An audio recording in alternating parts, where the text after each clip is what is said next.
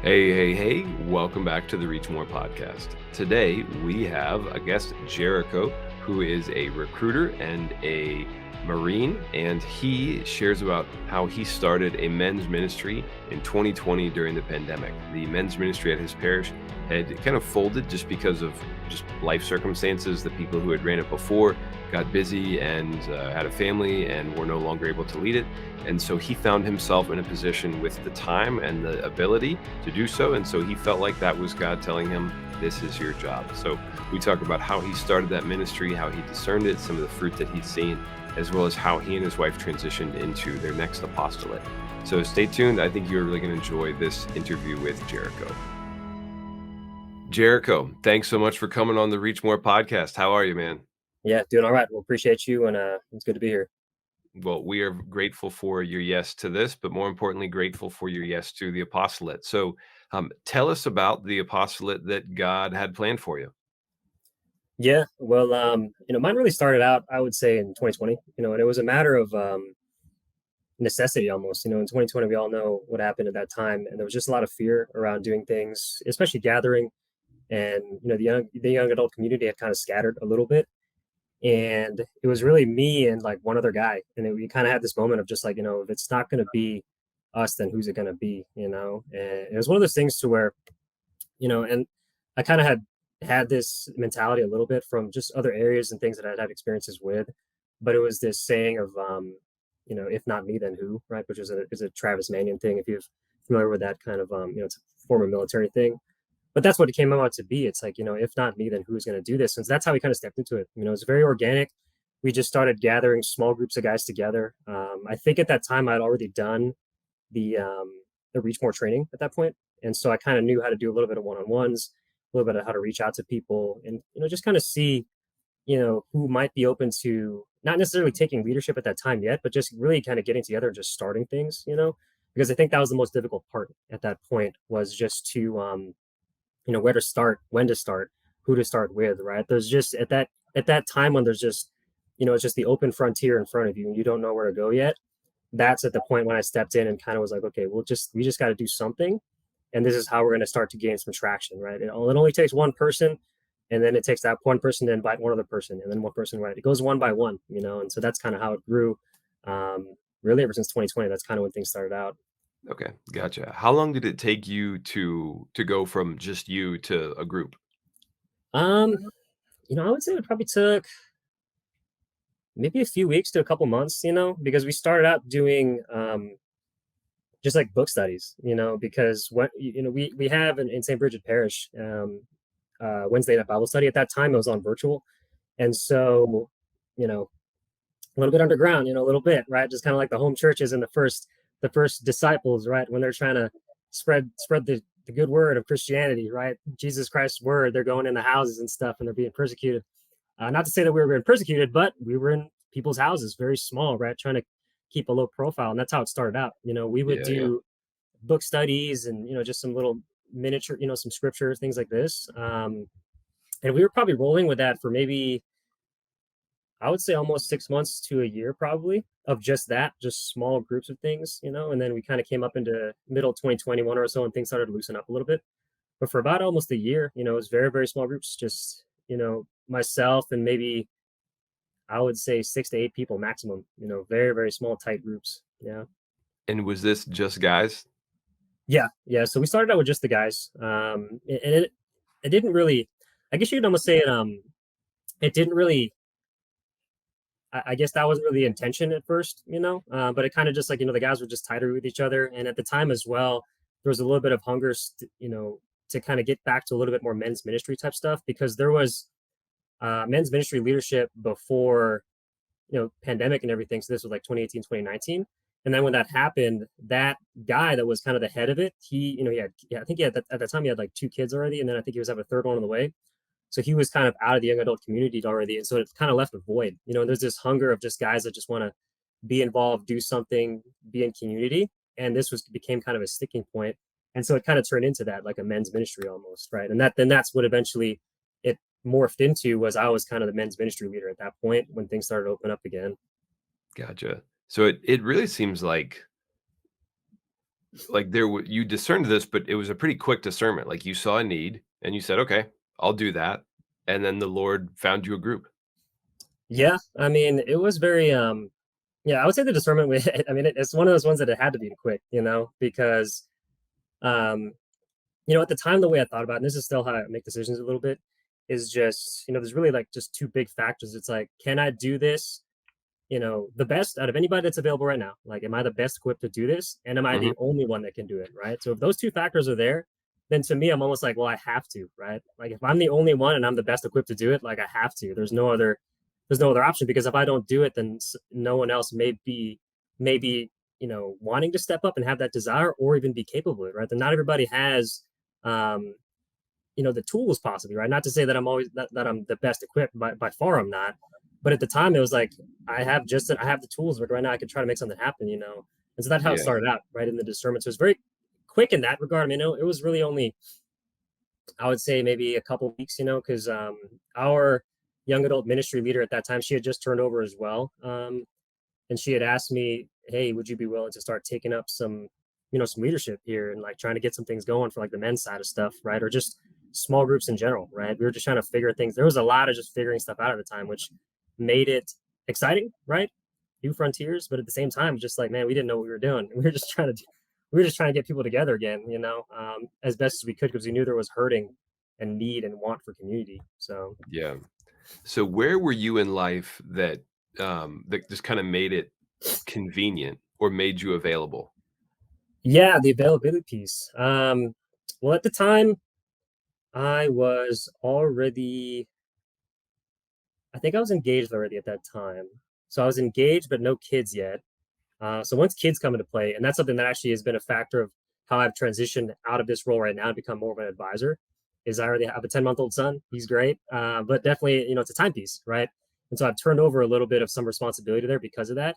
But at that time, my wife and I were just engaged, and, everything was shut down. There's not a lot of stuff going on. So, definitely it was one of those things to where, where are we going to intentionally spend a little bit of time now more? We're just going to add this in. We had the ability to do that because 2020 kind of forced you to. And even now, it's just like, as we decide like what is important to us, anything that's important that we say is important to us, we're going to put time into that, right? Yeah. Right, the belief, the finances, the time, like the things that you say are important, those are what you pour into. And so at the time, right, especially when we were kind of starting out back then, we're like, well, this is what needs to be built right now. So we put our time into it, right? It was definitely an intentional decision. But at the same time, we were in our early 30s, no kids yet, right? I think it's a lot more. You're a lot more free at that point. That definitely helps out as well. Yeah, for sure. Um, some people, they chose Netflix and they gave a lot of time to Right. Netflix in Yeah. 2020. Sounds like you Yep. guys gave a lot of time to building the church. Yeah. Yeah. And that's one of those things that and I think too, like especially when folks, you come out of college, and you come out of, maybe you get into your first job and things like that. I think it always depends on, when you come out of that pipeline, right? And what I mean by pipeline is just like, you come out of school, then you get your first job. Well, most of that stuff is guaranteed, right? And after that, where you start to see the separation is where people spend their time outside of those dictated hours, right? And so for my wife and I, it's like, what are we going to do outside of those dictated hours? It's like, well, we're not just going to sit, like you said, just like the Netflix thing, the movies thing, getting into, that people got into all kind of crazy hobbies, right? At that time, 2020, 2021. We just decided like that's not what we're going to do. We're going to continue to move forward in these areas that we believe need to be sowed into. And definitely the faith community and the church community was one of those things that we decided to sow into. I'm glad you did. I mean, like learning how to bake bread is cool. I remember that was a big thing for a while. Yeah, Everybody wanted to learn how to make bread. yeah. and But and not gonna lie, like my wife, she got pretty good at sewing at that time too. You know what I'm saying? Like, so we still did some of that. yeah, yeah, But it was like, hey, how much of this are we going to divide and devote into different areas? And yeah, the faith community was one of the ones that we put more into. So yeah. uh, that's just kind of how we divided things up. Did anything, or rather, did you find any difficulty in this at any point? Like, was there friction? Was there pushback? Was it hard to make stuff happen? Yeah, I think, and I'll also bring it back to maybe like I would say like the end of 2021, 2022, I think is when we started to see like, okay, how are we going to shift gears right now? Because within that 2020 timeframe and 2021, our groups are very, very small. But when you had those small groups, you knew you had guys that were in it to win it, right? If they're going to take time away from whatever else they're doing and do something that's kind of a little bit underground, to be honest, like a little bit underground, right? We're going to somebody's house. We're not really supposed to gather, but we're going to do this because we want to grow in our faith together as brothers. Those are the guys that we're going to stick around for the long haul. And a lot of those guys now, some of them have taken on leadership positions. They're leading. We had a consecration to Saint Joseph earlier this year, right? There's a Marian consecration going on now. A lot of those people that are doing some of those things now were in those groups in 2020, right? The small ones, the small tight ones. But there was I would say a breakover point between those small, really devoted, really tight groups into, well, now how do you grow the flock, right? Because there's the ones who are like really, really focused and intentional, but there are people that aren't like that necessarily. They're not there. They're just the general flock, right? But the intention is to grow them so they become more intentional like that. But in that transition point, it's like, well, okay, now how do we appeal to a broader perspective, right? Because not everyone's going to want to do, consecration to Saint Joseph, right? Not everyone's going to want to, do these really intense book studies with like C.S. Lewis. Like that's the kind of stuff we were doing, right? That only appeals to a small group of people. Now the idea is that you grow people's mindsets and their capacity to be able to dive into that stuff, because that's what we want to do, right? We grow width and then we go depth, right? In the early time of this ministry, it was a lot of depth, right? But not very much width. And so like, how do we start transitioning into more width stuff? And I remember something I said that our young adult ministry leader caught me on. We were just talking about some different activities and things like this, right? And I remember I said something, it sounds crazy to me now because it just would never work out this way anymore. But I said to her, like, I'm not here to just hang out. I'm here to grow leaders, right? We're not here to just like chill together, right? This isn't chill time. And she was like, well, how are you going to attract people if like you're not building their relationship? You're just there to like read books and stuff. And I was like, oh, yeah, that's true. Like, right. But that's cool. And that's why I'm really thankful for this. And she's still the ministry leader now for young adults, and I'm really thankful for her because she catches me on that stuff, right? Like, in leadership, it's like you need opposing perspectives to catch you on blind spots that you have. That was a blind spot for me, right? Because for a year we were operating under that like tight, small, in the house model, right? But now when things are opening up, well, how do we capture a wider group and a wider audience, right? Because that's the name of the game in some cases, right? And so we started to transition, right? Like, more social stuff, not going so deep, really it's just a matter of like, well, maybe we just need to teach people how to say hi to somebody, stuff like that. It's not just like, hey, you want to do consecration to St. Joseph, like, right? Like, that's how it was before. It was just, hey, come on out. And now we do things like, we have like a Thursday men's night that one of the guys leads, right? It's just come around, a good group of Catholic men, talk stories, break bread together. That's it. That's all you do there, right? That's like a with thing. But there was definitely a transition point where I kind of pushed against that. I was like, I'm not here for hangout events. You know what I'm saying? But you need them. Yeah, I understand that now. You need those. That's how you collect people, and then you go depth from there. So I'd say that was a difficulty point for me. I almost was in the way of growing it bigger because I wanted to go just deep with like small numbers of people, right? But you need a balance of both things, And so that I would say that's one of the major ones that I had early on. That's a good balance from the young adult ministry leader there. I think I'm similar to you in that I love the idea of pushing like, okay, let's help people learn to make disciples. Like we want people to get ready to go on mission, like get people ready for leadership. This is everybody's job. So if you're all in, great, let's get to work. Yeah. But there's like that doesn't exist for its own sake, right? It's like we do that so that we can live in community, so that we can worship God together, so that we can have Right. fellowship. And it's very easy for me to just like lock onto one thing, like boom, I'm gonna do that, and I'm gonna do it hardcore. So thank God for the folks like that who can remind us, like, yeah, and we can relax together a little bit and just have fun and be brothers and sisters in the Lord. Right. Yep. Exactly. And that's something where it's funny because like it's kind of like leadership almost goes in a pendulum swing, right? At that time, the pendulum was way over to the, I guess metaphorically speaking, let's say it was to the left. The pendulum was way left. It was like we're going depth only. This group is like 10 people. And it was almost like if you're not into that kind of stuff, then this isn't the group for you, kind of thing. Like it was right. It was like that's not a good vibe to have, but that's almost kind of the vibe it had, right? Because and so some guys didn't join in this community because of that. because we were even doing things like we were doing like ruck hikes, right? Like weighted pack hikes and this kind of stuff. Because guys were like, oh yeah, we're gonna like we'd like do the rosary, like throw a heavy pack on, like do the rosary and like do these marches and things. Like it was right. And so some guys appeal to that kind of stuff, but not everybody, right? But now we're a little bit to the right. We're like a lot of our stuff is like we do like social hours and like there's like all these like networking events and there's like the men's night that goes on. So we're almost like a little too far to the right. And so now there's a new pushback of like, okay, how do we get more depth back in? So it's cool to watch that happen, right? And so there's this middle ground somewhere between building width and then driving depth through that width. And right now we're a little bit too much on like the social stuff.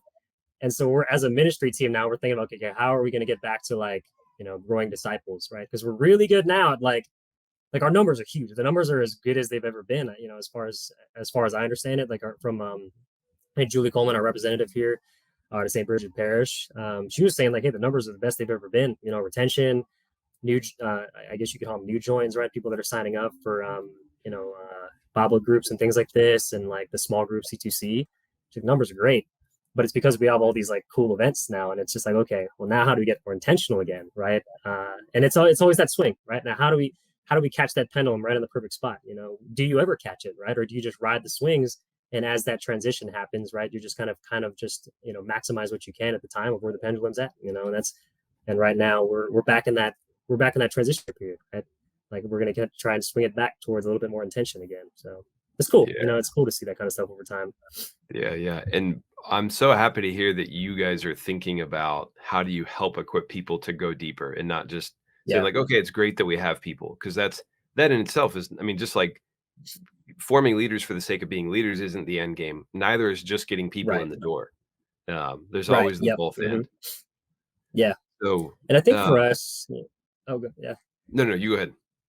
Yeah, and I think for us, one of the things we were talking about too is, we talk about it a lot, but I think we're bringing it kind of full circle a little bit more now. Is like meeting people where they're at and trying to get them to where they want to get to, right? Because not everybody wants to get to like, you know, and I guess I want to describe it properly, but you've got the folks that are like, their daily rosary, daily mass, their confession, right, every week or whatever, right? Like all the holy days of obligation, they have them memorized, right? There's those people that are there, but it's kind of like there are some people that are just trying to get back to going to church on Sunday again, right? And if you hit them with too much of that type of a bar, I guess you could almost call it the bar, like that's going to maybe blow them out, right? And so right now in the ministry, we're talking about like, well, how do we meet people where they're at and try to get them just that one notch higher, right? Wherever they're at, one notch higher, right? Because you make the bar too far from where they're at, that's when they start to see like, I don't know if I could ever get there. You know what I'm saying? And Yeah. so you have to have it so it's like, well, we can get somebody who fell away from the faith in college, right? Because here in San Diego, there's a lot of that, right? New faces, people that are coming through for school and whatever else. And a very common thing is like they fell away from the faith in college, they found out about our ministry in St. Bridget, and they come around, right? So now these people are at a position where they're like, man, I haven't gone to church in like 4 or 5 years. Those are the people like, how do we help them? It's where are Yeah. we going to get them to? You know what I'm saying? Yeah. Not necessarily, you're not even going to be building leaders with them just yet necessarily. Like they're just there. You have to form the foundation for them still, right? But then you have the people on the other side that are like, you're going to form them into leaders and turn them into disciple makers, right? And Hmm. there's everybody in between, you know what I'm saying? So like everybody has their own, journey that you have to figure out where they're at and then try to help them where they're at, you know what I'm saying? Like where they're at along the trail, like, Yeah. and everybody's at different places. Yeah. Um, you can this has come up on a lot of our interviews. It's very easy to quench that little flame of faith with way too much information, way too much fuel, Mm-hmm. and just like you're starting a fire, right? You blow a little bit and you give it little tiny bits of fuel. You don't drop a log on it, and you don't take an air compressor or a leaf blower to try to fan the flame. It's got to start Mm-hmm. small. um, it's probably going back to the reach more training, like learning the thresholds of discipleship, Yep. especially for folks who are just coming back to church. They're probably learning to trust the church again, or to trust Jesus again for whatever Mm-hmm. reason, right? Like maybe they lost interest, maybe they got burned by somebody who represented the church, and in those times, our job is to just rebuild that bridge of trust with them so that they feel like they Right. can come back. Right. Yeah. And like you said, not everybody wants to do a ruck. You know, they, like Yeah. that's A like some rosary guys are rug. gonna Yeah. jump all over that. They'll be like, "This Yeah. is the coolest thing ever." And then other Yeah. people, you say like, "Hey, do you wanna come do a ruck and pray the rosary?" They'll be like, "No, I don't wanna do either of those Yeah. They're things." like, I've never done either of those things. For sure. Right. Not together. Yeah. Is there must be a lot of people either in the military or leaving the military in your area that you would have that kind of culture. Yeah. Yeah. And that was part of it too, is that culture a little bit started because I want to say like, out of that group of like 6 or 8 guys, there was probably, and I'm former military, and at least like two or three of them pretty consistently were former military. So kind of turned into that culture just kind of organically.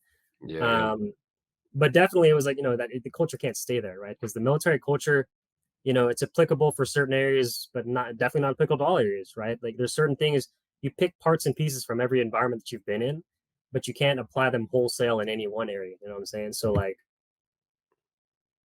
that kind of militaristic, like yeah, we're gonna do like rosary rocks and like we're gonna do like deep book studies. Like that's kind of where that came from a little bit, honestly. Gotcha. Um, but And yeah, it now works it's for you a guys. lot more spread. It did, yeah. At the time, it worked because of the people that were there, right? But Yeah, yeah. you have to transition what you're doing as your group evolves, right? And that's something that Reach More taught me is that the groups they'll grow, they'll shrink, they'll change people out, and you have to maneuver as that changes out. Like if you continue to stay with the same thing you're doing, it's probably not going to be effective anymore, right? Because the people changed. So Mhm. that was something that I learned that was pretty cool from Reach More. Yeah, yeah. So, is there anything coming to mind about how the Holy Spirit has really been active or worked in people's lives? Uh, well, the thing that I pray at night is, and it's kind of open ended. I just pray those. I just pray those two things mostly, right? It's just like, show me the things that only I can do for you, right? And show me the things that I can do the best for you, right? And Mhm. if I do those things, then I know I'm on track, and it's like how God works. He never is just gonna like you're never gonna like see a street sign that says, yeah, these are the things you're gonna do, right? So it Mhm. still takes discernment in that, but that's what I asked for, and now I would say that kind of my tug is the married ministry, right? Because my wife and I, we have a 10-month-old now, and we are really on kind of the push to get married ministry, married couples with young kids back amongst the fold of young adults. Because at the time, or I guess I say at the time, but at the time that the ministry was going strong before the pandemic, there was probably a couples and young adult group, married with young kids engaged of probably about, I don't know, 10, 15 couples, pretty consistently. And then it just went away, right? Like everything else. And so now Yeah, we're yeah. on the rebuild, and it's kind of like, okay, now my wife and I are again in a position of, if not us, then who's going to do this, right? And so, and it's very exciting right now because at the time that we're in, we have, there's, and this is amongst the couples that are in our groups right now, and we're actually in our CTC groups together. We start forming like these married engaged CTC groups. They are, one baby's due in December, and the other one's due in February. There's another couple that's been coming around from a different church, but they heard about our community. They bring their kids, and it's like they're like 6 and 8 years old, so they're not even like babies anymore. The kids just like hang out in the back, do their thing, read books, whatever, and the parents get to take part in fellowship, right? For the adults of similar age, similar situations in life, similar stages. So now my wife and I are kind of in this place of, okay, well, this is our next ministry now. I think, what I'm saying? Like, Yeah, yeah. I think this is where we are now planted, is this area of, young adults, is showing what that could look like amongst the young adult community, because there is, again, hunger for that, amongst the young adult community. There's a lot of just like, I don't know what, and in the, I guess you'd almost say in the secular world, right? There's just fear of like committing. There's fear of, is this the right person? There's fear of like, I don't know if I'm gonna, how do I know if I'm gonna like them in 40 years? Well, like that's not, honestly, that's not part of the question, is if you like them, because that's a feeling. You don't decide off of feelings. But these are things that nobody talks about because they're not around that environment. But we are going to serve as that environment of how you make decisions in relationships, right? And how you follow the Lord together, how you're going to get, right? Because your number one responsibility, right? When you get married, I tell guys, it's like, well, if you're getting married for like, if she looks good or whatever else, like wrong, that's the wrong answer. Like, and you don't come strong like that with everybody, but these are people that are, they come to you with just those serious questions. Yeah, yeah. And it's like, hey man, like, goal number one for you when you get married is you're going to get her to heaven. And is that the girl that you're going to go with? And if it's not, then hey, maybe she ain't right for you. Like that's how you're gonna try to discern that. Yeah, yeah. But us as a couples group now, we, have a different mindset of like, coming to Christ together, whereas the young singles have a come to Christ alone. And so now they can see an example through us, and we are now their example. That's how we view it. We're their example of what that Christian family can look like, and we want to bring it closer to the young adult community through just having these groups, having these couples, these discussions, and really having kids around there too. We bring our baby around to a Bible Yeah, study yeah. right now. Yeah. And for a lot of them, that might be the only and the first time they've ever seen a couple who's living their vocation well. Yeah. Yeah. We always hope to be the best example we can, and that's really what it is. It's like we never say that we're the example. Like we're not like hey, we're the ones, like just do what we do and like you're Right, gonna be great. right. Like that's definitely not it. But it's like, hey, we're an example of what it could look like for you. You know what I'm saying? Like take what you can learn from us and hopefully it's something valuable to you. And that's why we like to have a lot of couples that have young kids and things like this, right? Because that's another stage is you start to think differently when there's another child now, right? Because now, right, it's almost like what I tell people is like, hey, you picked your spouse, that child just kind of he just comes. Like you didn't pick Right. him. You know what I'm saying? Like Yeah, yeah. whoever he turns out to be, that's part of your responsibility to grow him into like a good, strong, Catholic young man or woman. But outside of that, like that's gonna be them. Like you didn't pick them, but you're responsible for them now, right? Like, Right. and so that's something that it's cool to talk about. And that's another thing, right? It's cool to talk about that kind of stuff because now you have these people, these folks that are engaged.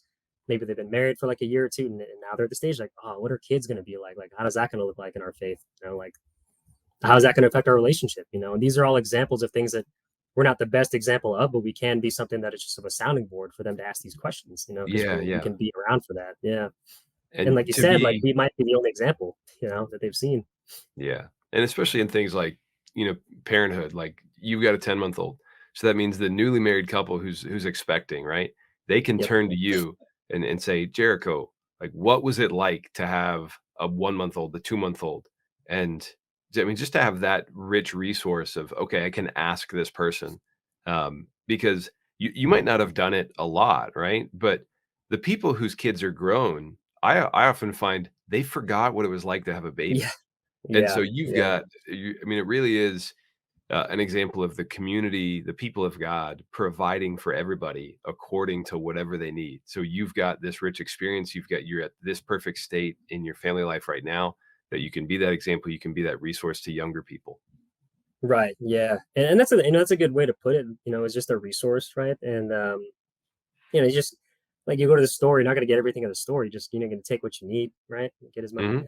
Get as much as you can. Like what is of value to you, right? And so for us, like we're just going to try and be an example that is of greatest value to somebody who's just trying to walk down that path, right? Because at the very least, we're a little bit farther down the path, so we can just maybe poke, point out some trip hazards to you. You know what I'm saying? Like just give you some trip hazards to Yeah. try and help you along, right? Mhm.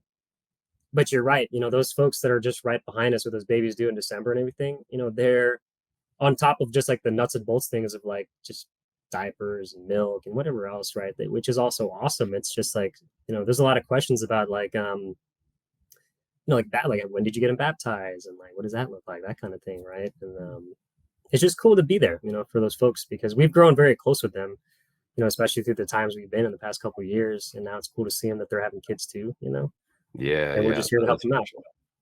Just here to help them out. Yeah. Well, as you kinda lean into this next thing that God has called you into, what are your hopes and prayers?